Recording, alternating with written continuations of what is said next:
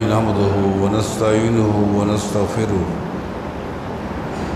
ونعوذ بالله من شرور أنفسنا ومن سيئات أعمالنا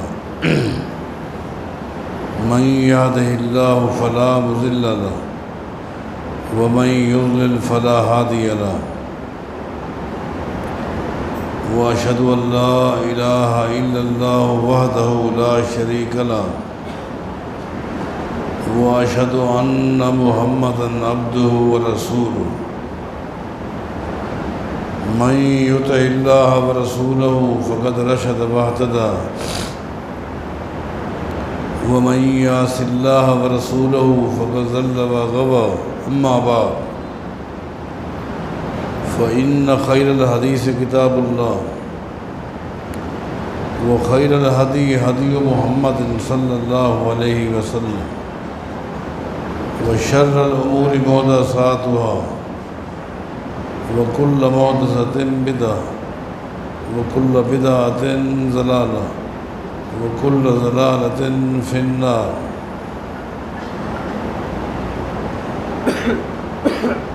أعوذ بالله من الشيطان الرجيم بسم الله الرحمن الرحيم واعتصموا بحبل الله جميعا ولا تفرقوا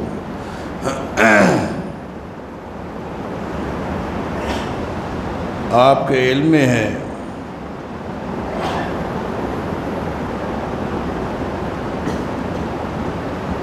کہ عشرہ مبشرہ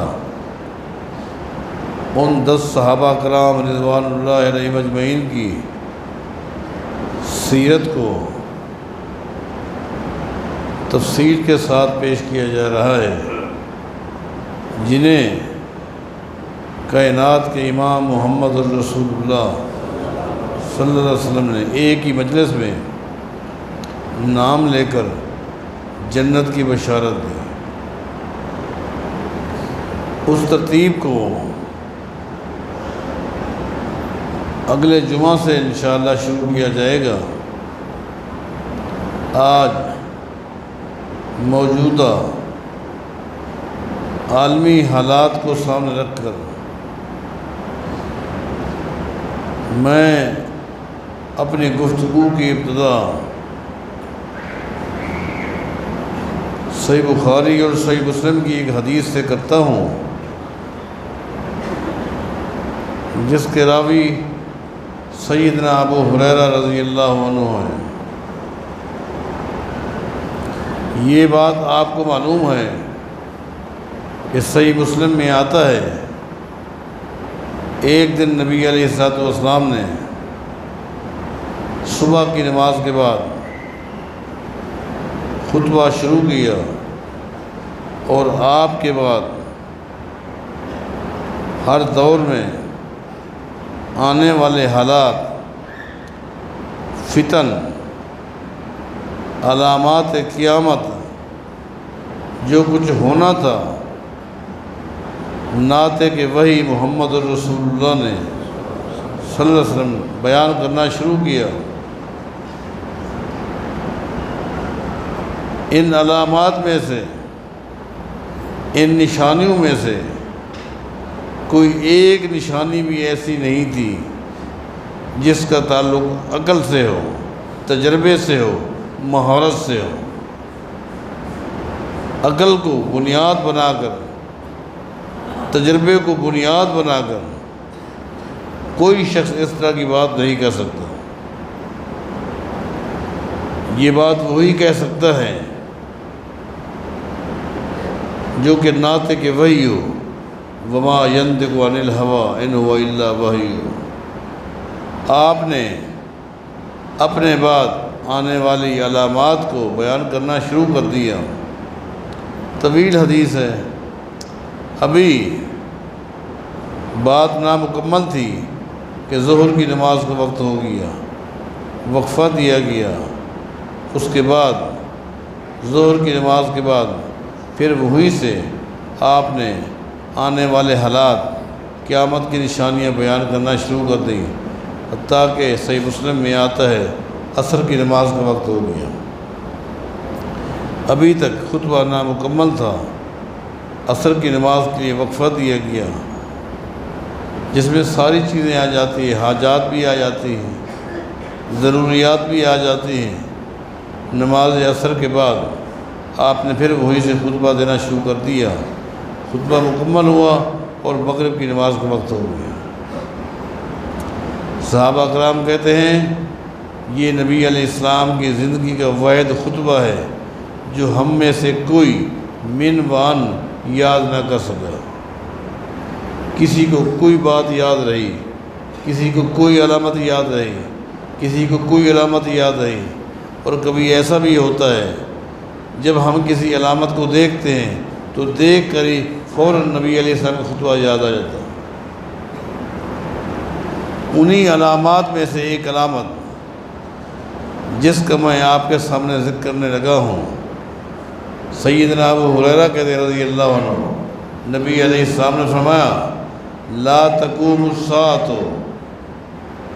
لوگوں قیامت سے پہلے پہلے ایک علامت یہ بھی ہے حتیٰ تخرج نار من ارض الحجاز، کہ حجاز کی سرزمین سے ایک آگ نکلے گی،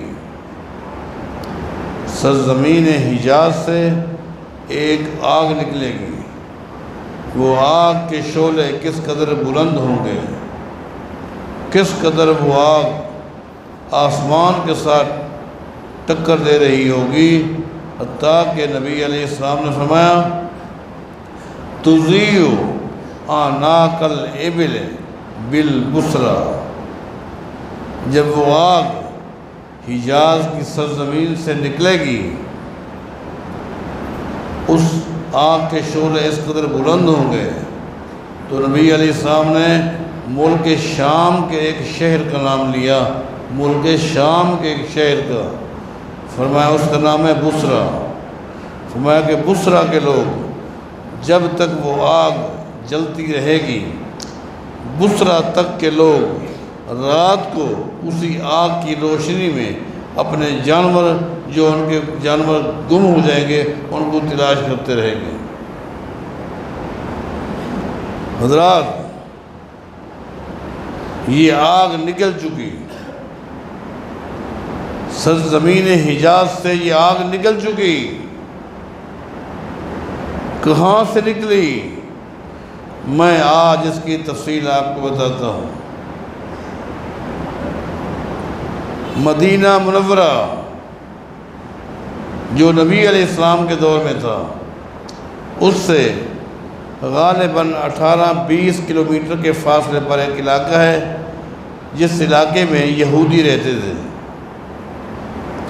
کعب بن اشرف یہودی کا قلعہ بھی وہی تھا جس کے آثار آج بھی موجود ہیں، جو لوگ جاتے ہیں جا کر دیکھتے ہیں۔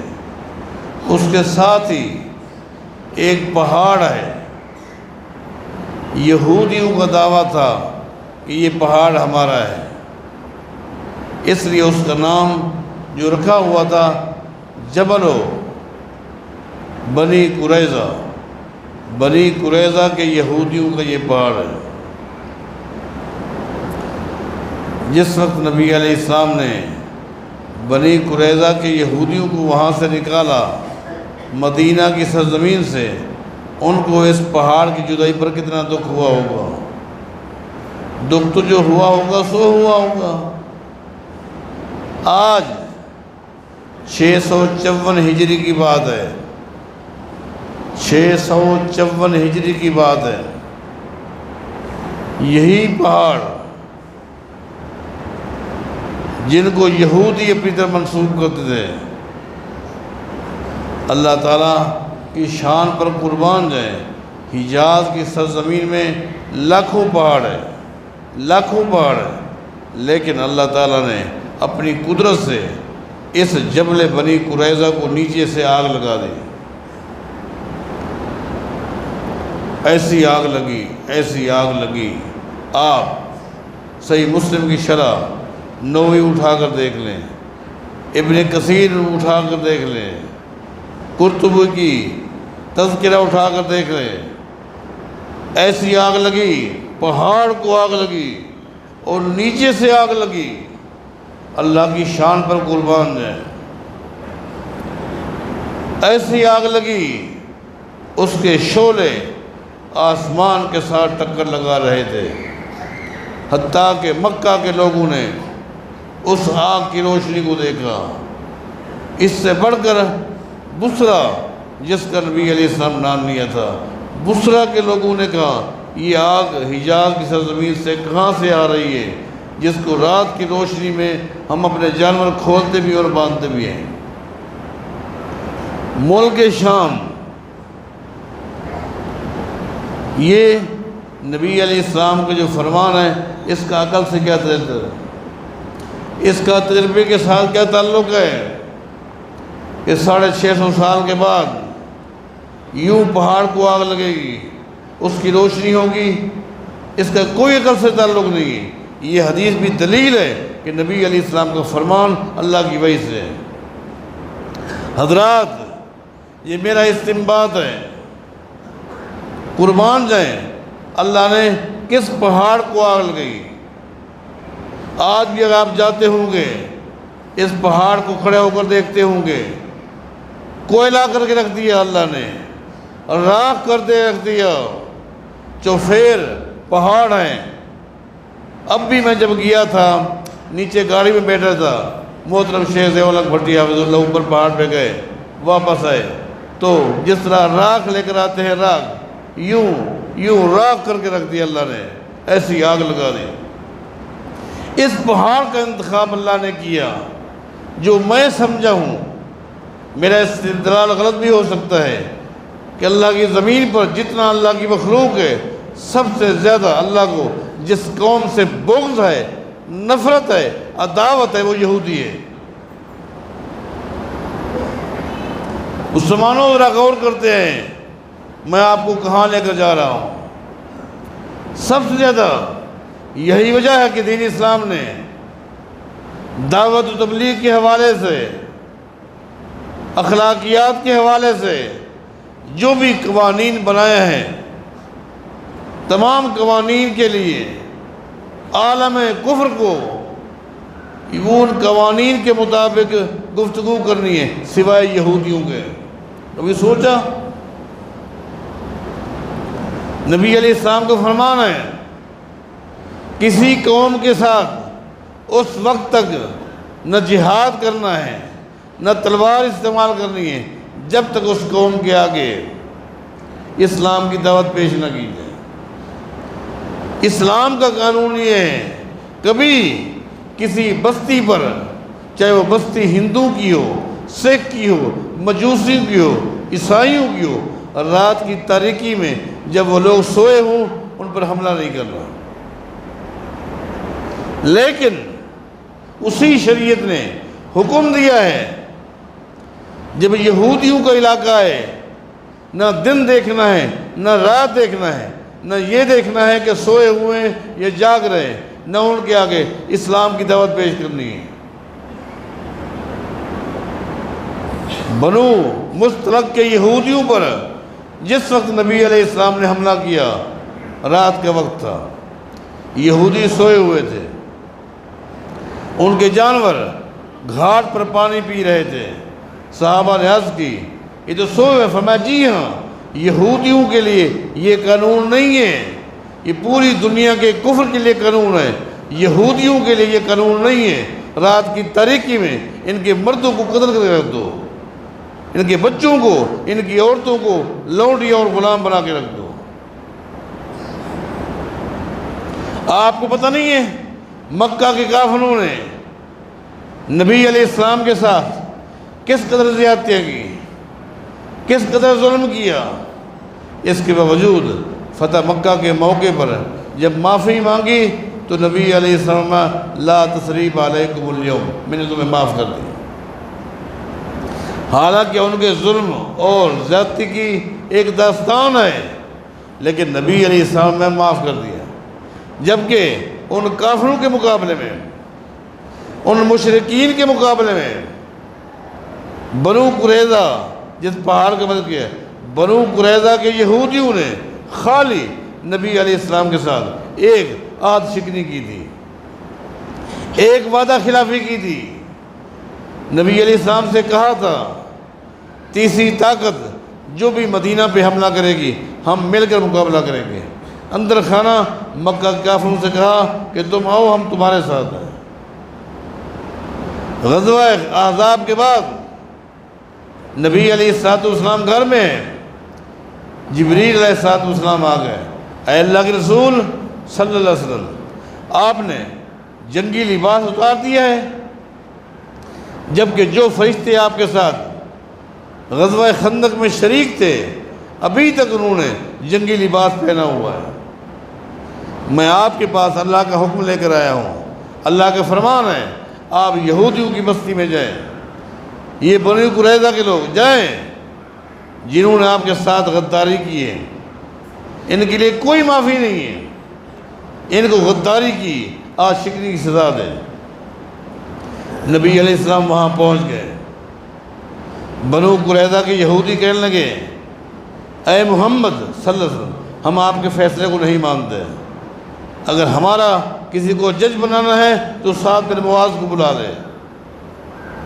سعد بن معاذ جو زخمی ہو چکے تھے اور مسجد نبوی کے سین میں جن کی چارپائی تھی تاکہ تیمارداری کرنے والے آئیں پریشانی نہ ہو، نبی علیہ السلام نے ان کو بلا لیا، وہ سواری پر سوار ہو کر آ گئے۔ نبی علیہ السلام نے فرمایا کہ سعد یہ میرے فیصلے کو سننے کے لیے بھی تیار نہیں، آپ بتائیں ان کے لیے کیا فیصلہ ہے، ان یہودیوں کے لیے کیا فیصلہ ہے؟ سعد بن معاذ نے کہا اے اللہ کے رسول صلی اللہ علیہ وسلم میرا فیصلہ یہ ہے ان کے جتنے مرد ہیں ان کے سر قلم کر دو۔ 700 یہودی تھے نبی علیہ السلام نے جو کہ رحمت للعالمین تھے، حد درجہ مہربان تھے، لیکن جب معاملہ یہودیوں کا آیا 700 یہودیوں کو سر قلم کر دیا، ان کے بچوں کو، ان کی عورتوں کو لوڈیاں اور غلام بنا کے رکھ دیے۔ جب یہ فیصلہ دیا نبی علیہ السلام فرماتے ہیں لقد حکمت بحکم اللہ تعالی من فوق 7 سماوات، سعد تو نے زمین پر یہودیوں کے بارے وہ فیصلہ کیا ہے جو 7ویں آسمان کے اوپر اللہ فیصلہ کر چکا ہے۔ اس کی وجہ کیا ہے؟ اس کی وجہ کیا ہے؟ زمین کی پشت پر یہ واحد قوم ہے یہودی جو اللہ کے غدار ہیں، انبیاء کے غدار، زمین پر امن برباد کرنے والے یہودی، معیشت کی ہوس میں، سود جیسی لعنت کی زد میں انسانیت کو دھکیلنے والے یہ یہودی، ہیلا ساز یہودی، بے غیرت بے حیا، زمین پر کوئی ہے تو یہودی ہیں۔ ان کے ساتھ نرمی کی کوئی شکل ہو ہی نہیں سکتی۔ کتنے ہی دکھ کی بات ہے، کس قدر افسوس کی بات ہے کہ مسلمانوں کا قبلہ اول، لگتا ہے کہ ہم مسلمانوں کو ہمارے قبلہ اول کی شان کا پتہ ہی نہیں ہے۔ آپ کو پتہ ہے بیت المقدس کا پتہ ہے؟ آپ کو پتہ ہے زمین کی پشت پر یہ واحد گھر ہے جس گھر میں آسمانی چاروں کتابوں کی تلاوت ہوئی ہے اور کوئی گھر نہیں ہے۔ تورات کی تلاوت اس گھر میں، زبور کی تلاوت اس گھر میں، انجیل کی تلاوت اس گھر میں، قرآن کریم کی تلاوت اس گھر میں ہوئی ہے۔ آپ کو پتہ نہیں ہے یہ کون سی جگہ ہے؟ مسلمانوں کبھی سوچا یہ وہ جگہ ہے جہاں کائنات کے امام محمد الرسول اللہ صلی اللہ علیہ وسلم کی معراج والی رات اللہ نے تمام انبیاء کو جمع کیا۔ کس طرح جمع کیا اللہ بہتر جانتا ہے۔ تمام انبیاء کا اجتماع زمین کی پشت پر اگر ہوا ہے تو یہی ہوا ہے۔ آپ کو پتہ نہیں یہ کون سی جگہ ہے جس کی عزت کو، جس کے محافظین مظلوم فلسطینیوں کو آج موت کے گھاٹ اتارا جا رہا ہے،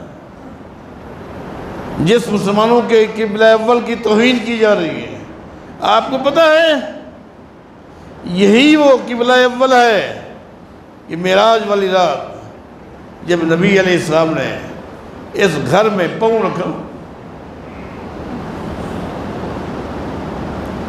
جبریل علیہ السلام آپ کے سامنے 2 پیالے لے کر آئے اسی جگہ پر۔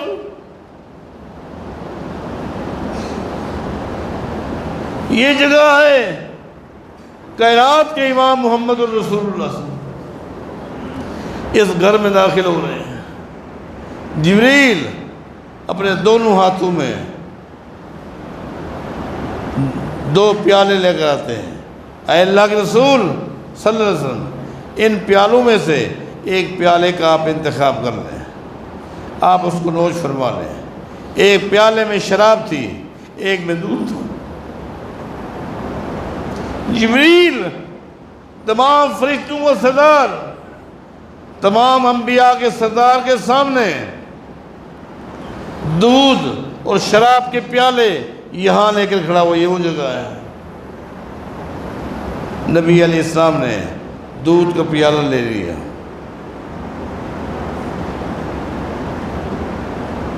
دودھ کا پیالہ لے لیا۔ بعض روایات میں شہد کا بھی ذکر آتا ہے۔ جبریل نے کہا اصبت الفطرہ، آپ نے شراب نہیں لی، اللہ نے جو چیز آپ کے لیے پسند کی تھی اللہ نے اسی کو پسند کیا۔ سبحان الذی اسریٰ بعبدہ لیلا من المسجد الحرام الی المسجد الاقصی الذی بارکنا حولہ۔ آپ کو پتہ ہے اللہ فرماتا ہے بارکنا حولہ، برتنوں والی سرزمین، فلسطین کی سرزمین، مسلمانوں یہ سرزمین انبیاء کی سرزمین ہے۔ ذرا سوچے، انبیاء کی سرزمین ہے، انبیاء کے وارث، انبیاء کے نقش قدم پہ چلنے والے وہ امت مسلمہ ہے، انبیاء کی سرزمین ہے۔ آج انبیاء کی سرزمین کے ساتھ کیا ہو رہا ہے؟ اس مقدس گھر کی حفاظت کرنے والوں کے ساتھ کیا ہو رہا ہے؟ افسوس ہے، افسوس ہے۔ آج حالانکہ اس مسئلے میں یہودیوں کے معاملے میں مسلمانوں کی 2 رائے نہیں ہونی چاہیے تھی، 2 رائے ہونی چاہیے، لیکن یورپ کی غلیظ بدبودار گندی سیاست نے آج امت مسلمہ کے حکمرانوں کو مجبور کر دیا ہے کہ وہ ذرا سوچیں۔ وہاں سے ہدایات کیا ملتی ہیں؟ یہاں دوسری رائے ہونی چاہیے تھی، مسلمانوں کی دوسری رائے نہیں ہونی چاہیے تھی۔ ایسا کیوں ہے؟ جس کی شان کو اللہ کے قرآن بیان کرو، جس جگہ کی عظمت کو محمد مصطفیٰ بیان کرو۔ نبی علیہ السلام کو فرمانے لوگوں کبھی بھی اجر و ثواب کی زیادتی کی نیت سے کہ وہاں جائیں گے ثواب زیادہ ملے گا، وہاں نماز پڑھیں گے ثواب زیادہ ملے گا، فرمایا ثواب کی زیادتی کی نیت سے زمین کی پشت پر صرف 3 جگہ ہیں جہاں جا سکتے ہو، صرف 3، چوتھی کوئی جگہ نہیں ہے جہاں ثواب کی زیادتی کی نیت سے جا سکتے ہو۔ ایک مسجد حرام ہے، ایک مسجد نبوی ہے، ایک مسجد اقصی ہے۔ نبی علیہ السلام کو فرمایا اس جگہ کی آج بے حرمتی ہو رہی ہے، وہاں کے باسیوں کے ساتھ یہودی غاصب ہیں، یہودی انبیاء کے غدار ہیں، اس خطے کے ساتھ ان کا کیا تعلق ہے؟ مسلمان حکمرانوں کو سوچنا چاہیے، سوچنا چاہیے ایسا کیوں ہے کہ پہلے ظلم ستم کرایا جاتا ہے، اس کے بعد جب دیکھا جاتا ہے بہت کچھ ہو چکا، مسلمانوں کے ساتھ بہت کچھ ہو چکا، اس کے بعد اعلان آ جاتا ہے، اسرائیل کے وزیر اعظم کو دھمکی دی جاتی ہے، خبردار بعد آ جا، پہلے خود یہ کام کرنا، اس کے بعد پھر دھمکی دلوانا۔ مسلمانوں، کیا تم نہیں سمجھتے؟ تم کہاں ہو؟ تمہاری اسلامی غیرت کہاں گئی؟ تمہاری یہ زمین جو مقدس زمین ہے، برکت والی زمین ہے، شان والی زمین ہے، انبیاء کی سرزمین ہے، آج اس کے ساتھ ظلم ہو رہا ہے، زیادتی ہو رہی ہے، اور ہم ہیں کہ صرف دعاؤں تک محدود ہیں، صرف دعاؤں تک محدود ہے مسلمان۔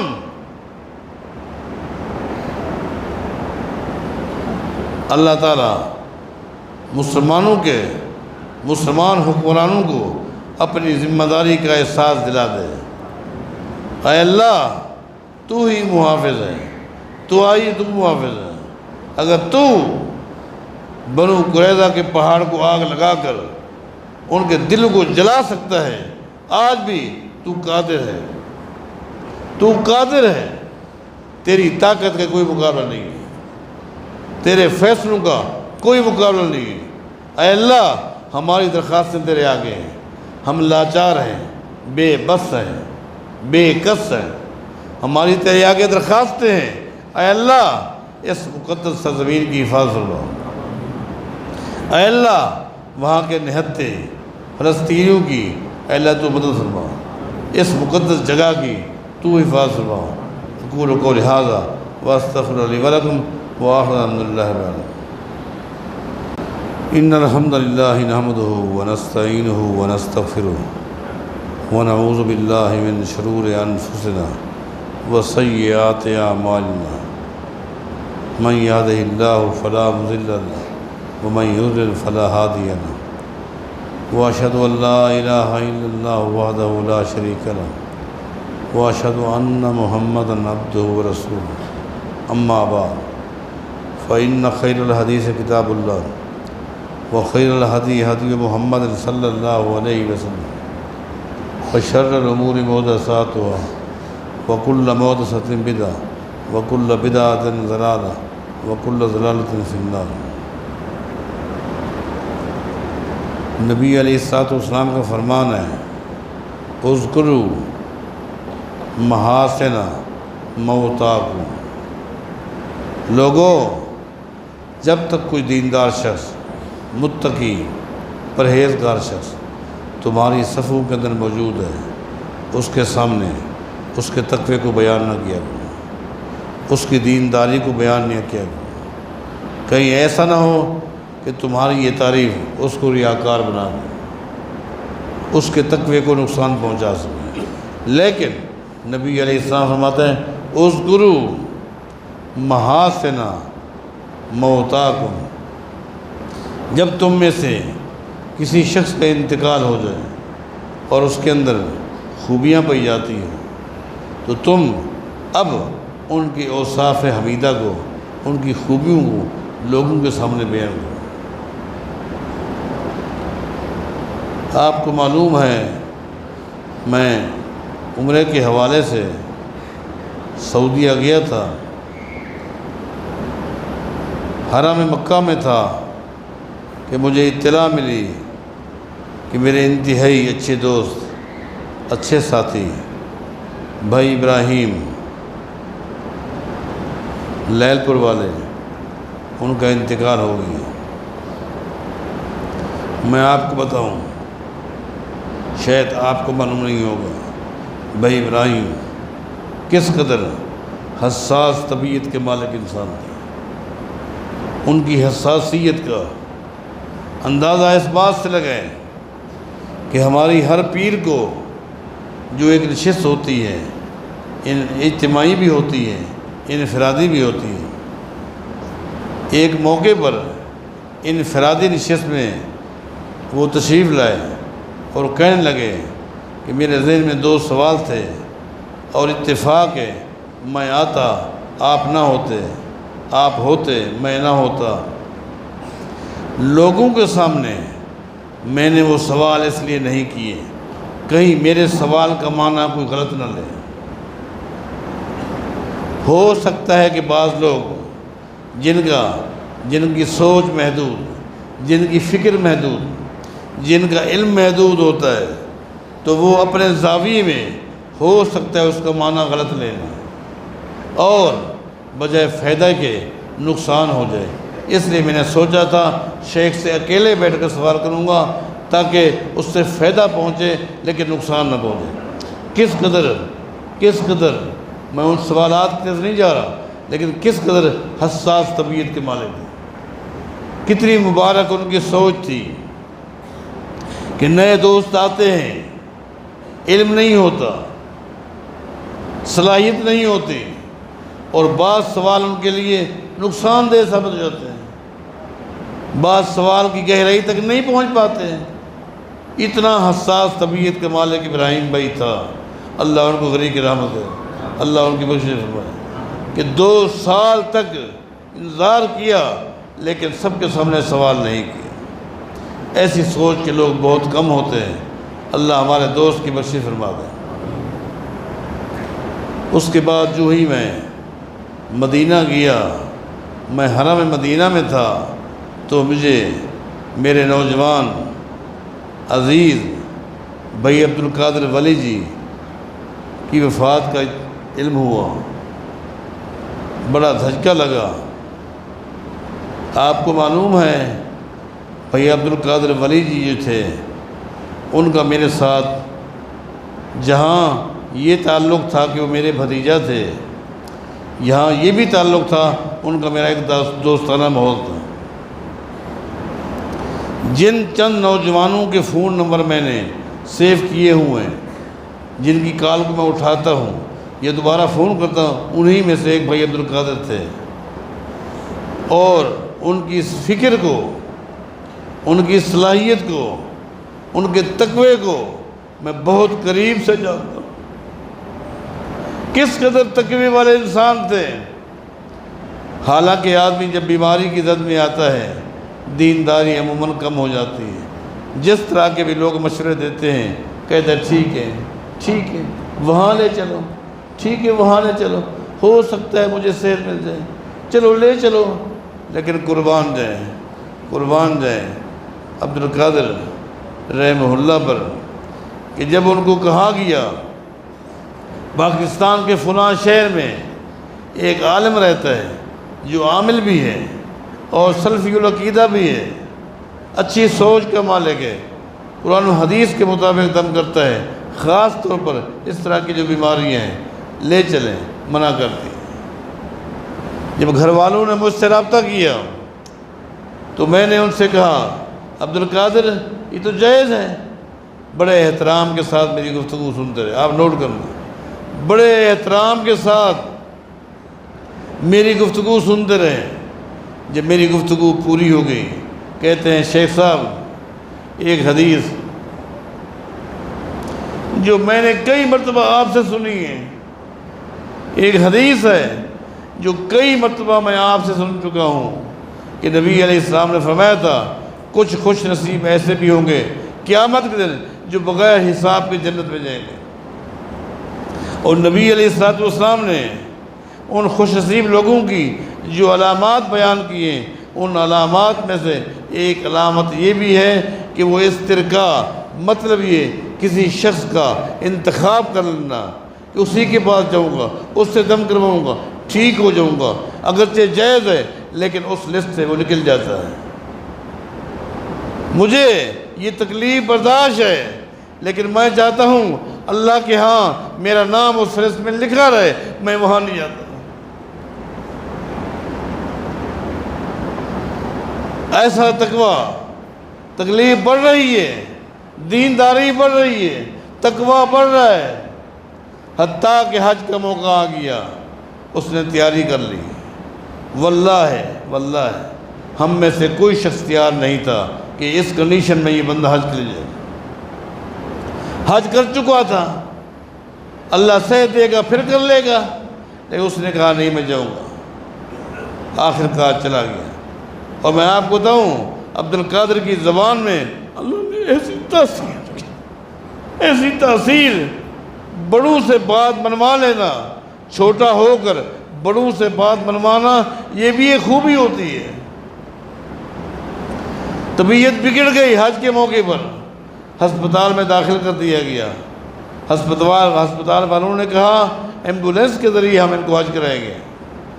جتنا زور لگانا تھا سب نے لگایا، لیکن ہسپتال والوں نے کہا نہیں، اس کنڈیشن میں ہم اس کو نہیں بھیج سکتے، نہیں، ہم ایمبولینس کے ذریعے، جبکہ عبد القادر چاہتا کہ ایمبولینس کے ذریعے حج کرنے میں میرا دل مطمئن نہیں ہو۔ اچانک ساتھیوں نے کیا دیکھا، کس طریقے سے اس نے اسپتال والوں کو موٹیویٹ کیا، قیل کیا، منوایا کہ آخر کار حج کے لیے وہ آ گیا۔ اصل میں اللہ کے علم میں تو تھا نا، اللہ تو عالم الغیب ہے کہ اس بندے کی زندگی کتنی محدود ہے اور اس کی نیکیاں ہو رہی ہیں۔ حتیٰ کہ جب میں نے تیاری کی عمرے کے لیے، ان کا میرے پاس فون آ گیا، شیخ صاحب آپ ہمیشہ میرے ابو کو اپنا چھوٹا بھائی کہتے ہیں، چھوٹا بھائی سمجھتے ہیں، میرے ابو بھی ہمارے گھر کے چھوٹے چھوٹے مسئلے آپ سے شیئر کرتے ہیں۔ میں نے کہا اس میں کوئی شک نہیں، تو شیخ صاحب آپ عمرے پہ جا رہے ہیں، میرے ابو کو کیوں نہیں لیتے، ابو کو ساتھ لے جائیں۔ اس انداز میں اس نے گفتگو کی کہ آخر کار میں نے سب بھائی کو فون کیا، میں نے کہا بھائی آپ تیار ہو جائیں۔ یہ تو بعد میں پتہ چلا انہوں نے عمرہ کیا، وہ عمرہ بھی عبد القادر کی طرف سے کیا۔ اللہ تعالیٰ نے اس بندے کو تھوڑے ہی وقت میں اللہ نے اس سے کتنا کام لیا۔ ایک نوجوانوں کی پوری ٹیم، جس ٹیم کی وہ کمان کر رہے تھے کہ جو کچھ اکابرین کے مشورے سے جو بجٹ ان کے پاس ہوتا وہ کس طرح اللہ کے راستے میں خرچ کرنے والے لوگ تھے۔